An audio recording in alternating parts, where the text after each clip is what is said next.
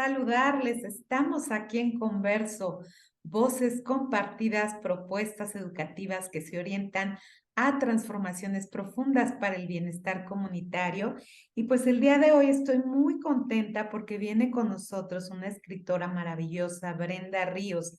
Bienvenida, Brenda, ¿cómo estás? Ay, muchas gracias por estar aquí, por compartir contigo tu espacio, tus seguidores. Muchísimas gracias por compartir.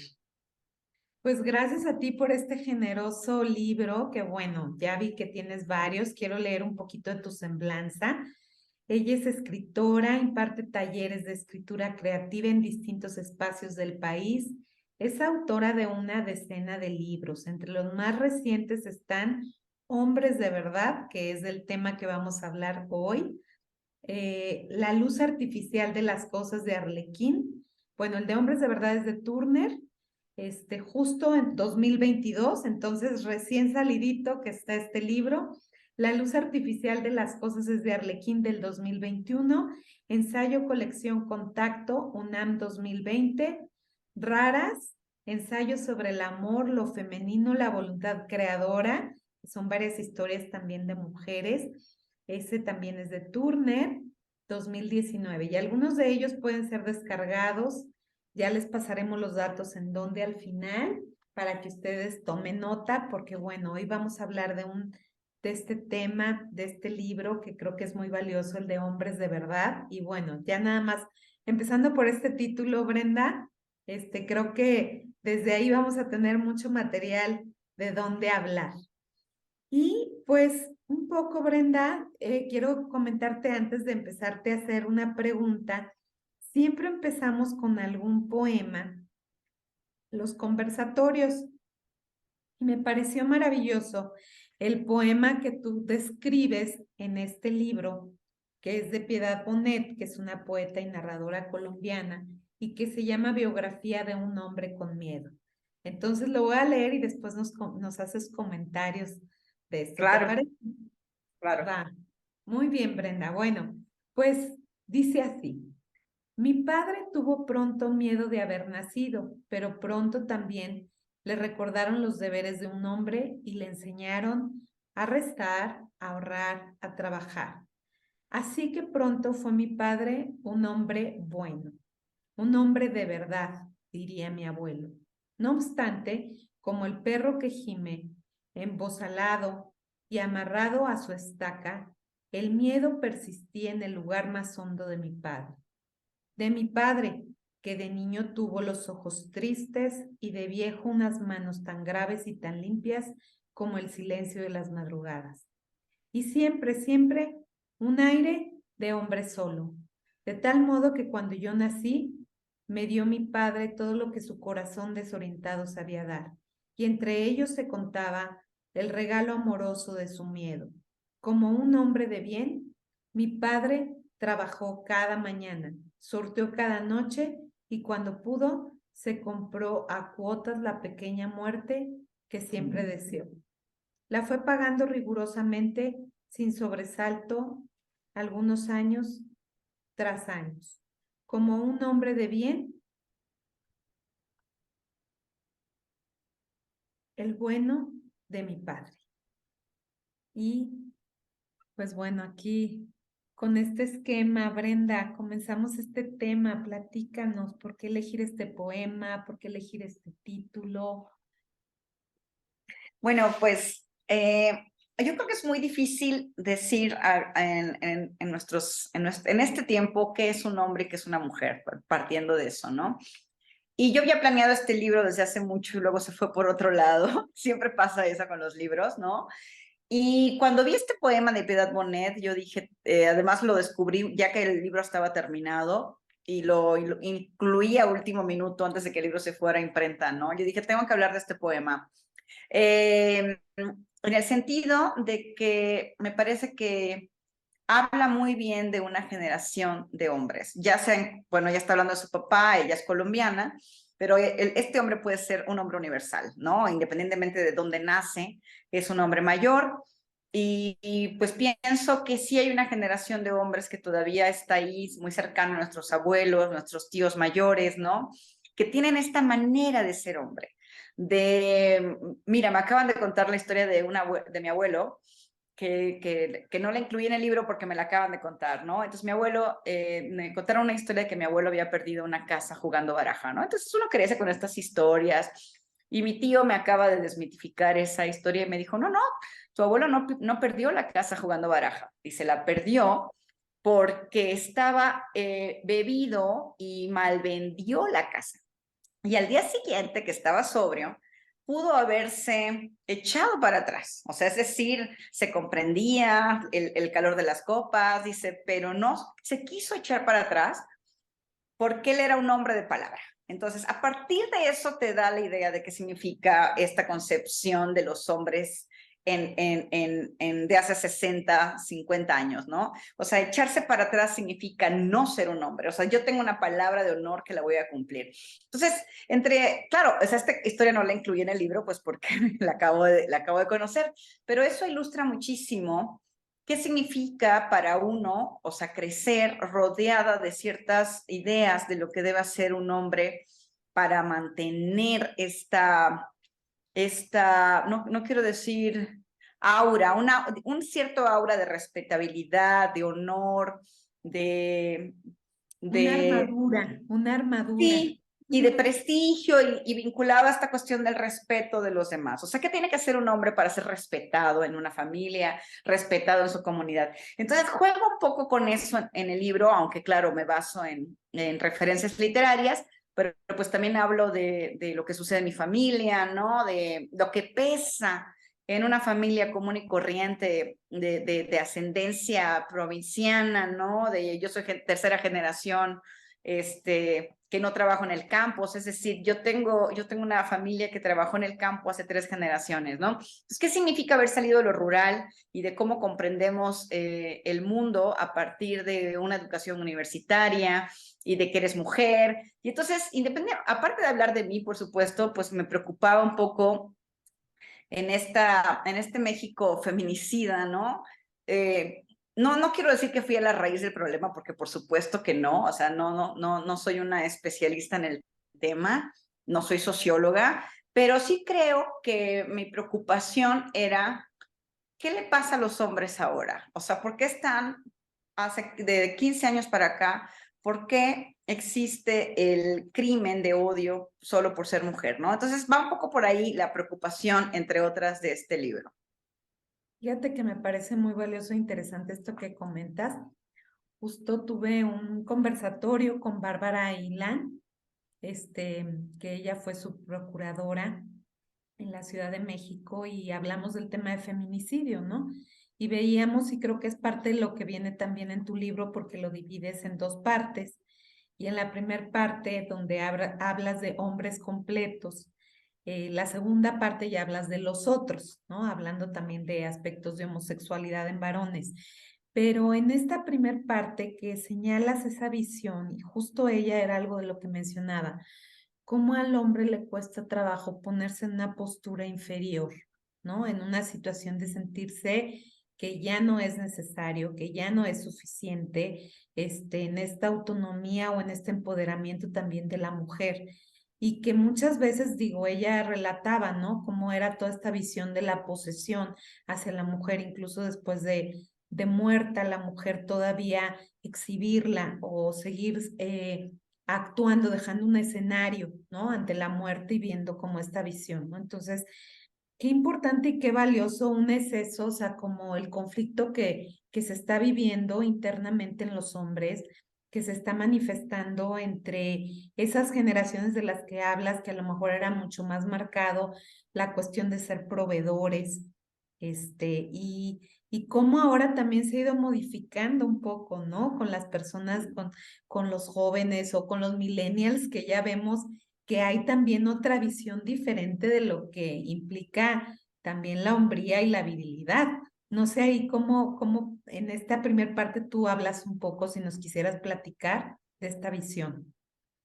Sí, fíjate que la primera parte yo quería hacer una revisión de la figura del macho, o sea, tal cual, el macho, el hombre hipersexualizado, hipermasculinizado en el boom latinoamericano, ¿no? Que el boom latinoamericano, las novelas del boom, o sea, Carlos Fuentes, García Márquez, Vargas Llosa, se centran en, sobre todo, las figuras de hombres muy poderosos, hombres políticos, algunos dictadores, algunos generales, ¿no?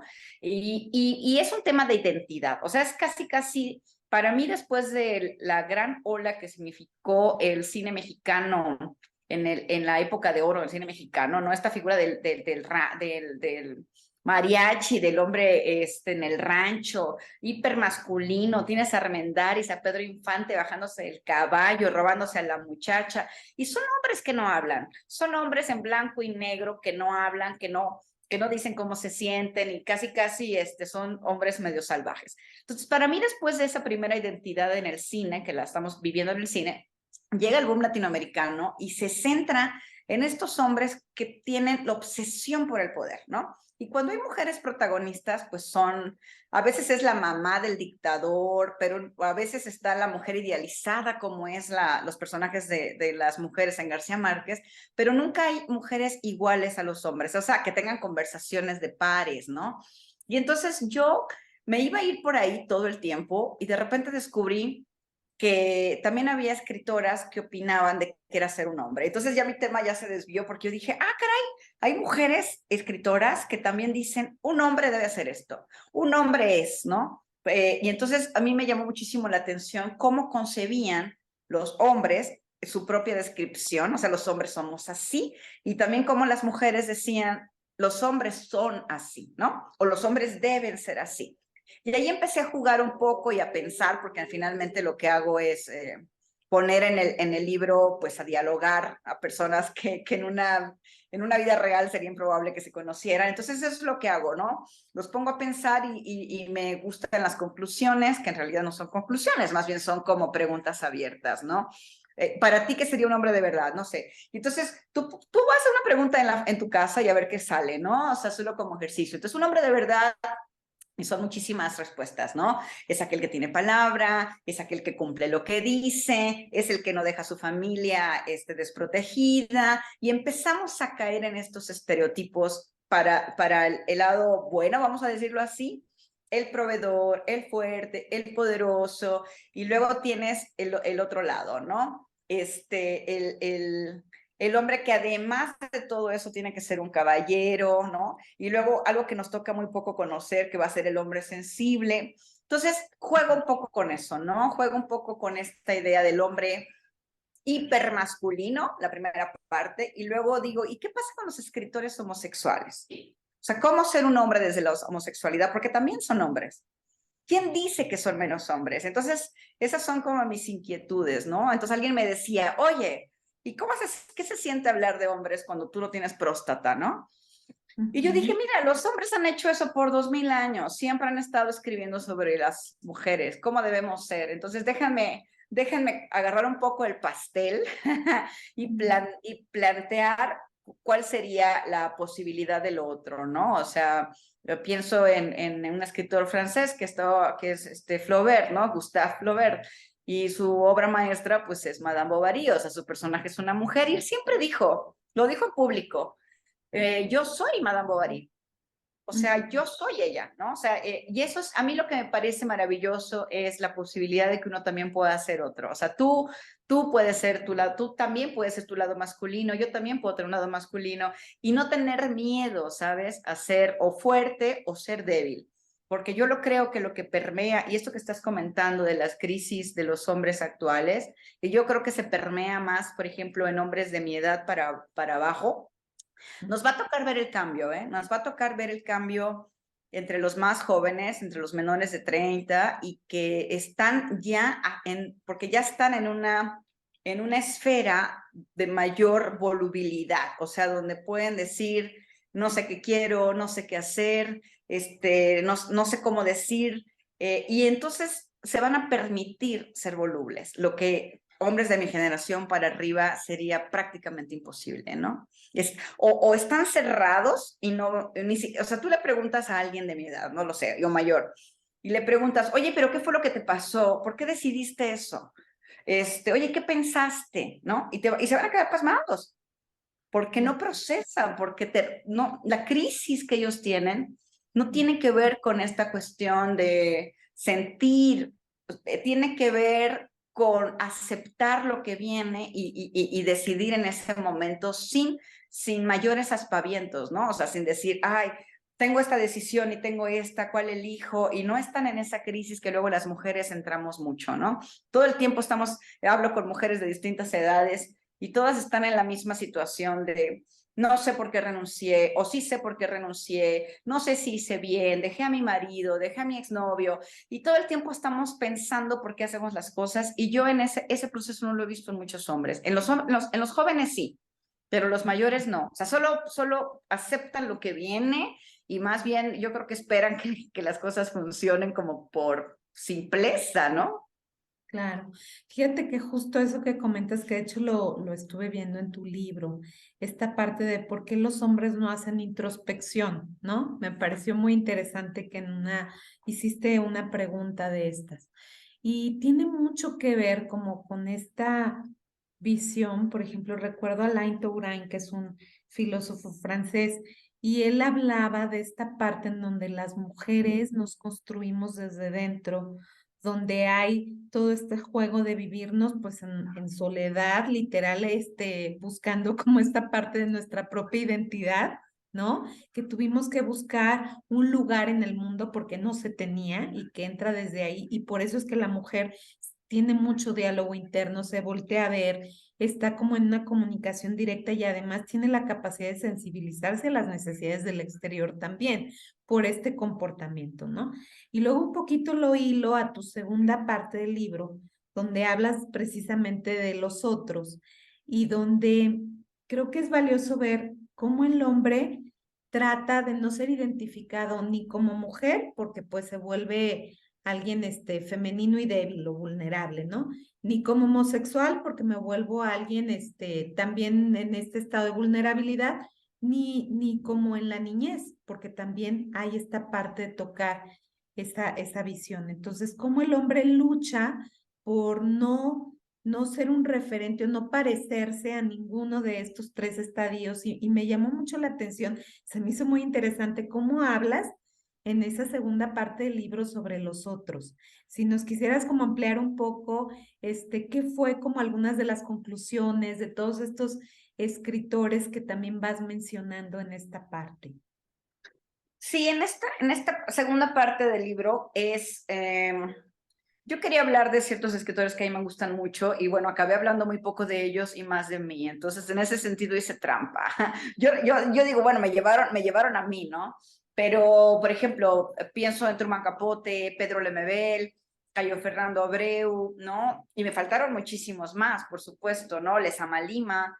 Y yo descubrí, o sea, salvo el caso de Truman y Lezama Lima, porque no tuve oportunidad, pero hay una manera de ejercer desde la escritura, o sea, desde el arte, un modo de estar que es la disidencia, porque la disidencia no es solo sexual, ahí en este caso es también política. O sea, Reinaldo Arenas fue perseguido político, no solo fue perseguido por maricón, como dice él, ¿no? O sea, eso es una cita textual, sino también Pedro Lemebel, ¿no? Entonces, ellos vinculan su trabajo artístico con una cuestión de estar contra el poder. En el caso de Lemebel, pues era la dictadura chilena, Cayo Fernando Abreu, pues también escribió en plena dictadura en Brasil. Entonces, tiene que ver mucho un modo de incomodidad general. O sea, es decir, no estoy yo incómoda en mi cuerpo o con mi o sea, o a quién elijo amar en público, o si a mí me gustan los hombres o me gustan las mujeres. Tiene que ver con algo que va mucho más allá, ¿no? Tiene que ver con una protesta general, ¿no? Una protesta contra quien te gobierna. Entonces ya tenemos ahí figuras de autoridad, ¿no? Entonces yo creo que no podemos separar ahí varias cuestiones. Entonces eso me hizo pensar en qué era yo, ¿no? O sea, ¿qué soy yo? Yo soy, yo soy una mujer nada más. ¿Qué soy? ¿Tengo un lado masculino? ¿Qué me hace? ¿Soy híbrida? O sea, uno que es heterosexual y que dentro de poco vamos a ser minorías, ¿no? Los heterosexuales, los cisgénero, ¿no? O como se llame ahora. Entonces, me gustaría pensar un poco en esta fantasía que mencionaba Virginia Woolf en Orlando, ¿no? Orlando es una novela donde toda la primera mitad de la novela, Orlando es un hombre, y la segunda mitad de la novela, Orlando es una mujer. Y entonces, ¿cómo vive los dos géneros, no? Claro, es una novela en el siglo XX, no se le había ocurrido a Virginia Woolf quizás hacer una tercera parte de algo que sea ni hombre ni mujer, ¿no? Que sea otra cosa. Y entonces eso también me hizo como jugar un poco, ¿qué más podemos ser? ¿Por qué no nos tenemos dos? Por qué no nos agotamos en estas identidades sexuales? ¿Y por qué tiene que ser solo identidad sexual? Por qué no vamos hacia una identidad de lenguaje, etc., ¿no? Entonces eso era a lo que yo me refería con estos hombres que le llamo los otros, ¿no? Porque a los otros les llamo completos en el sentido de que son el hipersexual, el que siempre está presumiendo que es un hombre, que se planta y casi casi se baja del caballo con pistolas, ¿no? Y entonces yo decía, bueno, ¿y los demás qué? ¿Son débiles? No son débiles.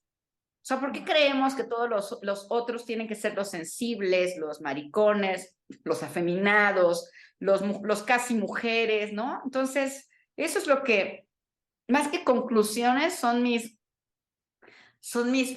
es mi sensibilidad que comparto, ¿no? O sea, es decir, no es una pregunta, es una especie de tema que pongo en la mesa, ¿no?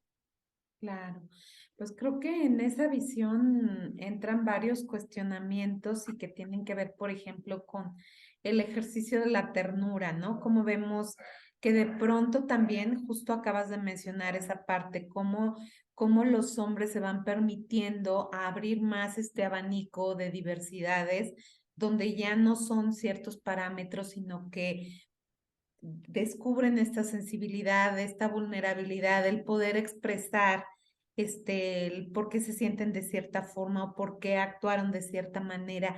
O sea, toda esta visión de abrir ese abanico creo que le da mucha fluidez para no estar enmarcado en estas estructuras rígidas que finalmente limitan y que no solo limitan, sino que tienen un impacto en el exterior, como las violencias, ¿no? Entonces, pues creo que todos estos cuestionamientos van dando respuesta a esas hipótesis que fuiste teniendo desde el inicio.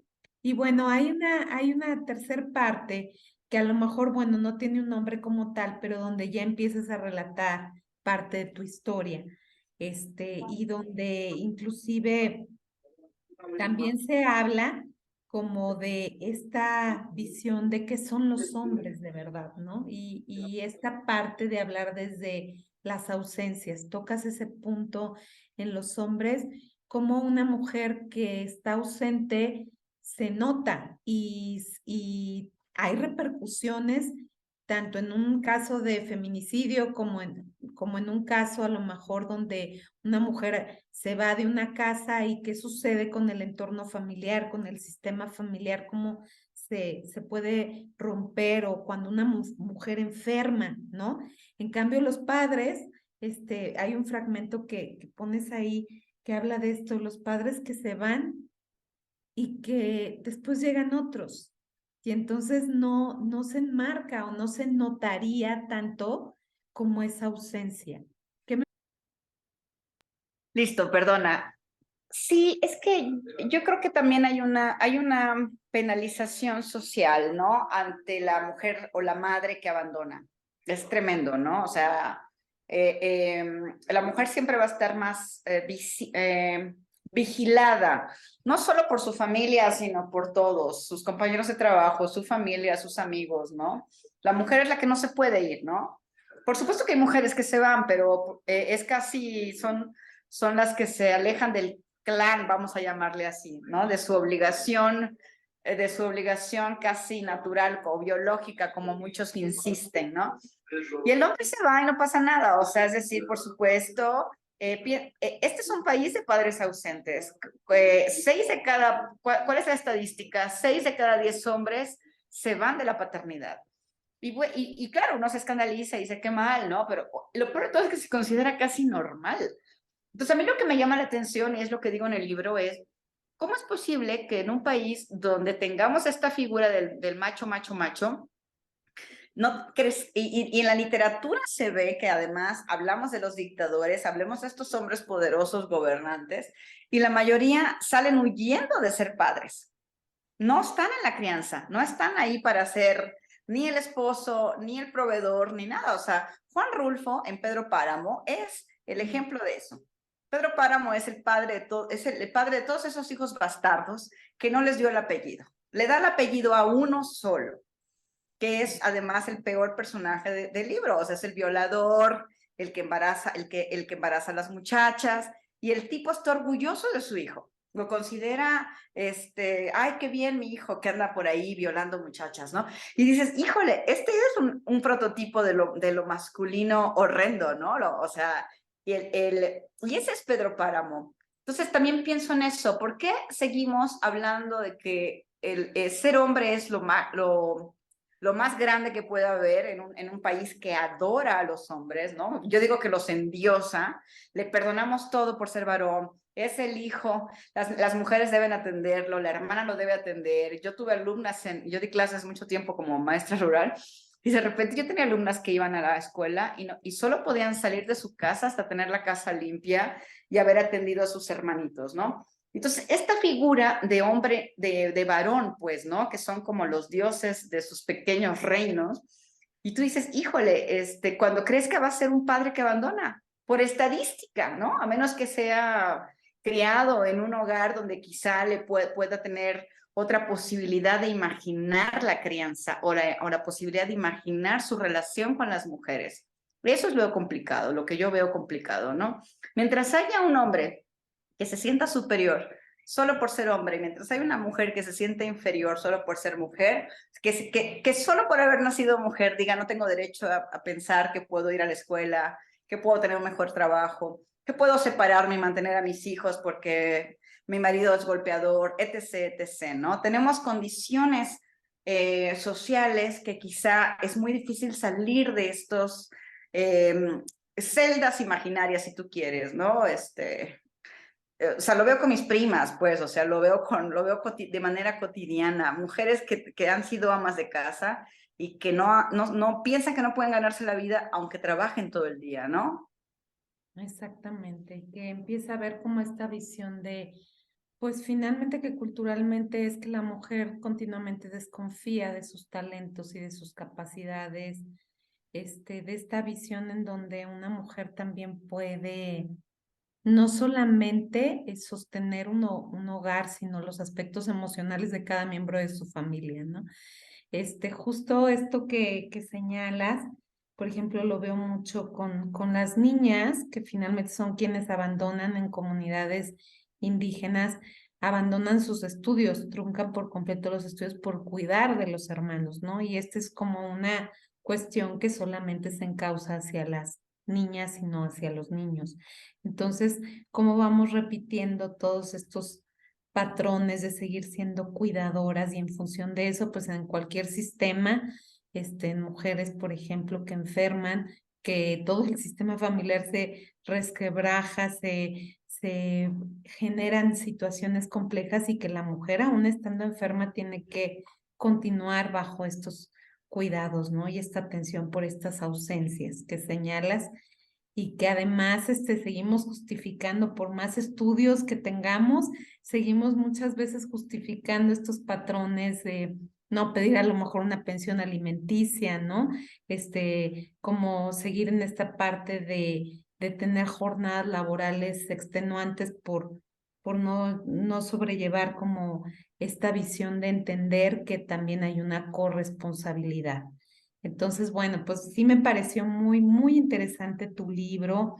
Me gustaría que me platicaras un poco esa parte final, que abonara un poco la cuestión de tu propia historia, de dónde surge también como este anhelo, sé que eres de Acapulco, estabas mencionando que a cualquier lugar que vas dices, yo llevo al pueblo y veo desde los ojos del pueblo en algunos de los fragmentos que ponías, que se me hizo como muy valioso esta parte de conservar la esencia, aunque uno cruce estructura, rompa paradigmas, hay cosas que también aún permanecen en esas esencias. Entonces, si nos quisieras como platicar de esta parte.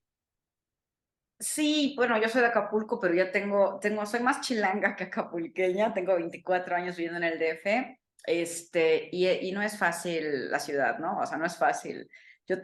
Todo guerrerense que se respete cuando vive fuera de su lugar de origen, sufre mucho la comida, ¿no? Nos conformamos con la oaxaqueña, debo decirlo, que me perdonen los oaxaqueños, pero bueno. Pero hablando ya de la última parte del libro, yo quería hacer, no quise hacer el libro al inicio como hablar solo de mi historia, ¿no? Pero al final acabé hablando de mi historia, es decir, eh, finalmente no importa lo bien que nos vaya o mal que nos vaya a algunas mujeres, siempre vamos a tener encima a la mamá y a las tías, creyendo que como no tienes un nombre a tu lado, no importa si el tipo es golpeador, alcohólico, lo peor, que te maltrate, etc., pero es un hombre que da, es como si como si dijeran, ay, está bien porque está acompañada, ¿no? Entonces el costo social es muy alto, de eso hablo, ¿no? El costo familiar, el costo emocional, ¿qué significa? O sea, lo que implica que la gente piensa que estás mal por no tener un hombre a tu lado. Y luego no haber hecho familia, o sea, no haber tenido hijos. Entonces, bueno, ya te imaginarás como la afrenta, ¿no? Porque uno no planea ser una persona que haga la afrenta, una afrentadora, ¿no? Pero bueno, así se dieron las cosas y cuando te das cuenta, estás defendiendo una rebeldía que no pensabas que ibas a hacer de origen. Entonces, va un poco por ahí esa última parte, es como una especie de defensa propia, ¿no? Oigan, sí podemos ser mujeres que podemos estar sin estas muletas que a veces estorban. Yo puedo caminar por mí misma, ¿no? Que uno, por supuesto, puede estar con un compañero y tener relaciones afectivas maravillosas, por supuesto que sí, pero si no se da, tampoco vamos a estar ahí llorando en los muros, ¿no?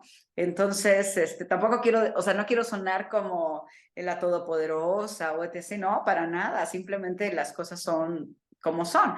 Y es un poco, va por ahí de cómo se va definiendo uno en la vida a cierta edad, ¿no? De, ay, me acabo de dar cuenta que no tuve hijos, híjole, ¿no? Se me olvidó, perdónenme.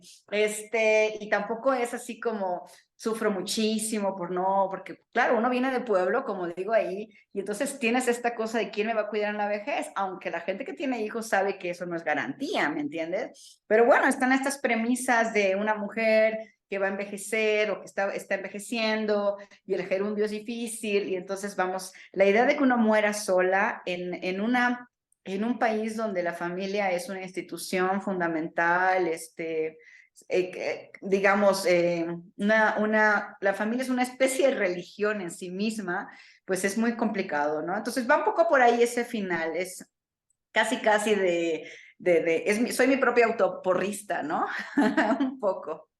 No, pues yo creo que lo que haces es abrir como también esta visión importante de no romantizar la maternidad, de también valorar esta parte de pues de la autonomía, ¿no? De la independencia y que sí, sí es verdad que lleva costos sociales, pero también lleva grandes satisfacciones y creo que en ese sentido pues se nota en toda la estructura de tu libro como esta parte de tu esencia sin perder esta visión de los logros, que me imagino que también, como dices, tienen sus costos, pero finalmente estás aquí, Brenda, compartiéndonos tu historia y abriendo estos abanicos y posibilidades para hombres y mujeres que se cuestionen sus propias historias, que nos cuestionemos nuestras propias historias, nuestros propios retos, logros, rupturas de estructuras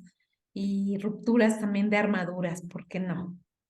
Muchas gracias, Brenda. Me No, encantó tu Claudia, libro muchísimas y, gracias a ti por esta charla.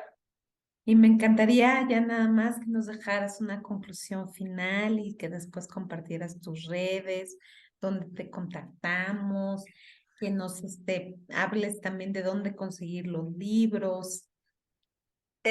Sí, una conclusión final. Este es un libro muy personal también, o sea, tiene su lado de ensayo literario, o sea, tiene su lado de discurso de autoridad y pongo a hablar a gente que ya se murió, pero tiene también su lado de reflexión, por supuesto, personal, así que espero les guste. Tengo varios libros que pueden descargarse en línea, algunos de poesía. Están unos en Poesía Mexa, que es un espacio de donde tienen un enorme archivo de poesía mexicana contemporánea, y nada más ponen mi nombre por Poesía Mexa y les va a salir el link. Mi libro ahí se llama Proyectos Espirituales y está descargable en línea y gratuito. En otro lugar que se llama La Flecha Roja, que es un espacio, un repositorio que hicimos dos amigos guerrerenses y yo, dos escritores, y pusimos a todos los escritores de Guerrero en un solo lado, entonces pueden también descargar ahí no solo mis libros, ahí tengo como 3, y sino de varios escritores de Guerrero, por si tienen curiosidad, qué se está haciendo, etc. ¿Qué más? Tengo Instagram, es @huevitoestrellado, entonces ahí me pueden encontrar, y en Facebook pues estoy como Brenda Ríos, entonces pues ahí me buscan, y en una de esas nos topamos. Claro que sí, pues muchísimas gracias, Brenda, por esta valiosa y generosa charla y te agradezco, espero que no se olviden de ver cada converso porque pues tenemos gente especializada en distintas temáticas, sobre todo reflexivas y que tienen que ver con temas de psicoterapia, sexualidad, salud, educación, poesía, arte, ¿no? Esta parte literaria y muchas gracias, Brenda, por No, abonar. gracias a ti, a quien te escuche, y muchos abrazos a todos. Estamos en comunicación.